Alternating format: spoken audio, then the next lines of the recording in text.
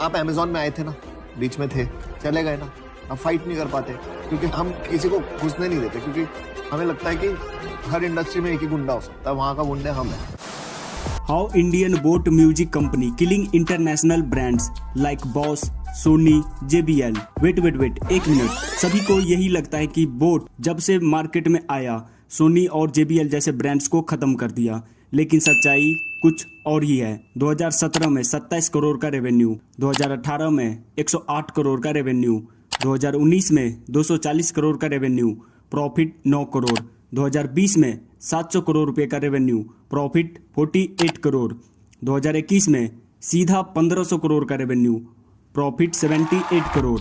ये डेटा है boat electronics company का। यार बोट इतनी तेजी से पैसे छाप रही है, हम भी थोड़े से पैसे बोट के IPO में इन्वेस्ट कर देते हैं, हम भी माला माल हो जाएंगे। वेट, ये जानकारी इनफ नहीं है, हमें थोड़ी और रिसर्च करनी पड़ेगी। आज बोट के प्रोडक्ट 90% चाइना से मैन्युफैक्चर करके इंडिया में असेंबल करके इंडिया में बेचे जाते हैं, और हमारा चाइना के साथ बॉर्डर इशू चलता रहता है। अगर इंडियन गवर्नमेंट चाइना पर कुछ एलिगेशंस लगाते हैं तो क्या बोट मार्केट में अपने आप को सर्वाइव कर पाएगी? तो सवाल ये आ जाती है कि क्या बोट एक चाइनीज कंपनी है?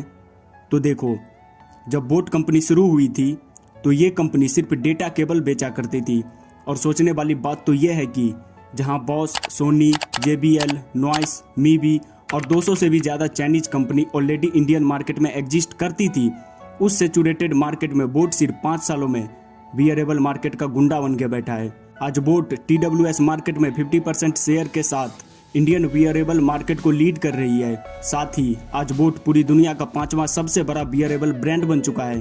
अब सवाल यह है कि जिस ब्रांड को 5 साल पहले तक कोई जानता भी नहीं था, आज उस कंपनी की वैल्यूएशन 6000 करोड़ रुपए से भी ज्यादा है, और आज दिन के 10,000 से भी ज्यादा प्रोडक्ट सेल करती है। तो देखो, इन 4 बिजनेस स्ट्रैटेजी का यूज बोट ने हमेशा से किया है: प्रोडक्ट, प्राइस, प्लेस, मार्केटिंग, जिसकी वजह से इतनी तेजी से ग्रो कर रही है। अगर आप इस बिजनेस केस स्टडी को पूरा देखोगे तो आपको 3 फायदे होगी।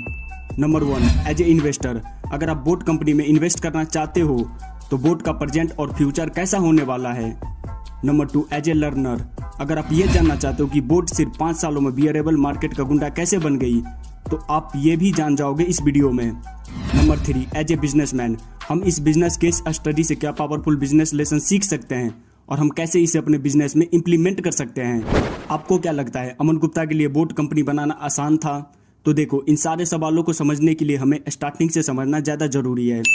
साल था 2003, जब अमन गुप्ता सिटी बैंक में चार्टेड अकाउंटेंट का जॉब करते थे। 2006 में उन्होंने अपना जॉब क्विट कर दिया और 2007 से अपनी फैमिली का इलेक्ट्रॉनिक्स बिजनेस में ध्यान देना शुरू किया, लेकिन 2010 में वो भी छोड़ दिया और इंडियन स्कूल ऑफ बिजनेस में MBA करने के लिए एडमिशन लिया, और अपनी MBA कंप्लीट होने के बाद JBL कंपनी में जॉब के लिए अप्लाई किया, और JBL में जॉब लगने के बाद अमन कंपनी के डिस्ट्रीब्यूशन संभालते थे, और 2 साल जॉब करने के बाद उन्हें कंपनी के मैनेजमेंट में फोकस करने के लिए कहा गया।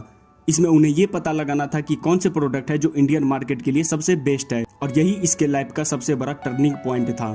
अमन ने जो भी सीखा था JBL से, वो सेम स्ट्रैटेजी अपनाया अपने बोट कंपनी को बनाने में। अब साल था 2014, जब अमन गुप्ता और समीर मेहता ने बोट की शुरुआत करी। कंपनी लगातार 2 साल तक डेटा केबल बेचती रही, क्योंकि उस टाइम पे जो कंपनी फोन के साथ जो चार्जर दिया करती थी वो जल्दी टूट जाती थी, जिसे यूजर्स को टेप लगाकर अपना काम चलाना पड़ता था, और उस टाइम पे बोट अच्छी क्वालिटी का डेटा केबल बेचा करती थी। अब साल आया 2016, जब इस गेम में एंट्री होती है जियो की। जियो का मार्केट में आते ही काफी कुछ बदलाव आया।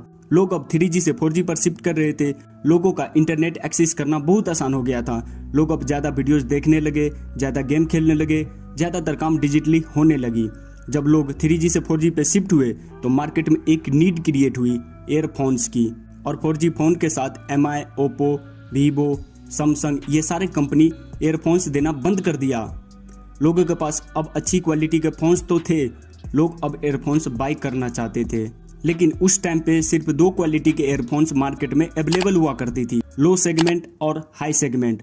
लो सेगमेंट जहां 50 रुपए से 300 रुपए तक के एयरफोन्स मिला करती थी, ये सारे चाइनीज हुआ करती थी और इसकी क्वालिटी बहुत ही बेकार हुआ करती थी। और दूसरा हाई सेगमेंट में एयरफोन्स 1000 प्लस और हेडफोन्स 5000 प्लस से स्टार्ट होती थी, जहां इस प्राइस पे बॉस, सोनी, JBL जैसे ब्रांड्स अपना प्रोडक्ट बेचा करती थी।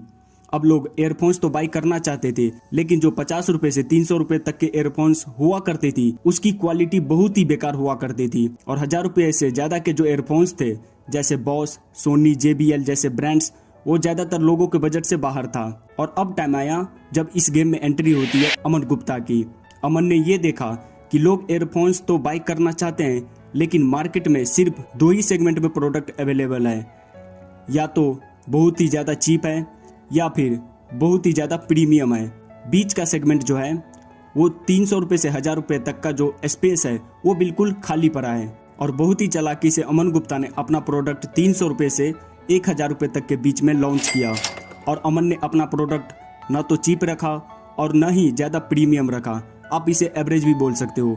लेकिन बोट के प्रोडक्ट हमेशा ही नई डिजाइन के साथ मार्केट में लॉन्च किए जाते थे। उन्होंने पहले ही एनालिसिस कर लिया था कि इंडिया में लोगों को ज़्यादा बेस पसंद है, और यहाँ पे सिर्फ बेबी को ही नहीं सारे इंडियन को बेस पसंद है। लुक अच्छा था, बेस अच्छा था, प्राइस अच्छा था, तो हम और आपके जैसे लोग बोट का प्रोडक्ट क्यों ना खरीदे। अमन ने पहले प्रोडक्ट बनाया, प्राइस सेट किया और प्लेस था उसका ऑनलाइन। बोट ने ऑनलाइन बेचना ज़्यादा रेफर किया। अमेजन, फ्लिपकार्ट और बोट लाइफस्टाइल अपने खुद के वेबसाइट से प्रोडक्ट बेचना शुरू किया। और देखते ही देखते बोट आज बियरेबल मार्केट का गुंडा बन के बैठा है, जहां बोट मार्केटिंग में क्रिकेटर से लेकर बॉलीवुड और सिंगर से भी अपना प्रमोशन करवाया। जहां हार्दिक पांड्या, शिखर धवन, आर्यन कार्तिक, कियारा आडवाणी, गुरु रंधावा और ट्रेंडिंग स्टार AP ढिल्लों से लेकर IPL sponsor, Lakme fashion week तक से अपना एडवर्टीजमेंट करवाया। और देखते ही देखते इनकी सेल आसमान छूने लगी। आज इस कंपनी में 2.6% क्वालकॉम वेंचर्स और 3.7% फायरसाइड वेंचर्स और 36.2% अमेरिकन कंपनी वारबर्ग पिंगस कंपनी का स्टेक ऑन करते हैं। वहीं पर 28.1 अमन गुप्ता और 28.1 समीर मेहता कंपनी। अब हम बात कर लेते हैं कि बोट के IPO में पैसा इन्वेस्ट करना चाहिए कि नहीं। तो देखो, जब से कंपनी स्टार्ट हुई है तब से हर एक इन्वेस्टर को कंपनी प्रॉफिट ही दे रही है, और आगे चल के कंपनी का विजन भी बहुत बड़ा है। तो आप सबसे पहले उनकी जो 5 साल की जो जर्नी है आप उनसे कुछ सीख लीजिए। उनकी जो हिस्ट्री है आप उनसे कुछ सीख लीजिए, और आप खुद से ही आइडिया लगाइए कि कंपनी आगे चल के कहाँ तक जाएगी। उसके बाद ही आप इस कंपनी में इन्वेस्ट करिएगा, क्योंकि मैं आपको रिकमेंड नहीं कर सकता कि कंपनी आगे जाके कहाँ तक जाएगी। अब 1 मिनट के लिए हम ये मान लेते हैं कि कंपनी पहला स्थान से दूसरा स्थान पे आ जाती है, कोई और नया ब्रांड्स बोट को बीट कर जाती है, फिर भी तो 2 नंबर पे रहेगा। 2 नंबर पे रहेगा तो फिर भी वो अपने इन्वेस्टर को पैसा रिटर्न करके अच्छा खासा देगा। तो मैं रिकमेंड नहीं करूँगा, आपका पैसा आपकी मर्जी। तो आपको इस बिजनेस केस स्टडी से एक पावरफुल बिजनेस लेसन सीखने को मिलती है कि हमेशा मार्केट के बारे में जानकारी जरूर रखिए। आप किसी भी फील्ड में आप बिजनेस करते हो उसकी आपको पूरी जानकारी होनी चाहिए कि क्या पता कल के डेट में क्या हो। जैसे अगर जियो नहीं आता और मार्केट में नीड एयरफोन की नहीं होती तो क्या बोट जैसे कंपनी एग्जिस्ट कर पाती। अमन गुप्ता ने वही बीच के जो गैप था, प्रोडक्ट अच्छा बनाया, प्राइजिंग पे ध्यान दिया, प्लेस चुना, मार्केटिंग की, और आज बोट नंबर 1 ब्रांड बन के बैठा हुआ है।